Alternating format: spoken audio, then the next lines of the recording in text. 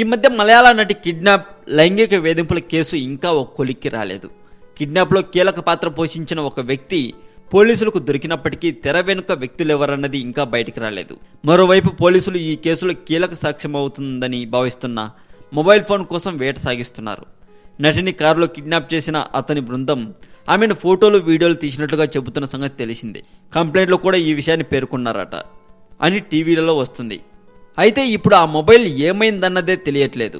తాను ఆ మొబైల్ను వెన్నెల బైపాస్ దగ్గర గాస్రి అనే బ్రిడ్జి కింద కాలువలోకి విసిరేసినట్లుగా వ్యక్తి పోలీసులకు చెప్పారట. కానీ నిందితుడిని తీసుకెళ్లి వెతికి చూడగా మొబైల్ ఆ పరిసర ప్రాంతాల్లో దొరకలేదట. దీంతో ఆ వ్యక్తి అబద్ధం చెబుతున్నాడని పోలీసులు అనుమానిస్తున్నారు. ఆ మొబైల్ ఆ వ్యక్తి పోలీసులకు లొంగిపోయే ముందు తలదాచుకున్న ఇంట్లో ఉండొచ్చని భావిస్తున్నారు పోలీసులు. ఈ కేసు ఎప్పటికి కొలిక్కి వస్తుందో వేచి చూడాలి. మరింత టాలీవుడ్ సమాచారం కోసం సబ్స్క్రైబ్ చేయండి టాలీవుడ్ సెంటర్.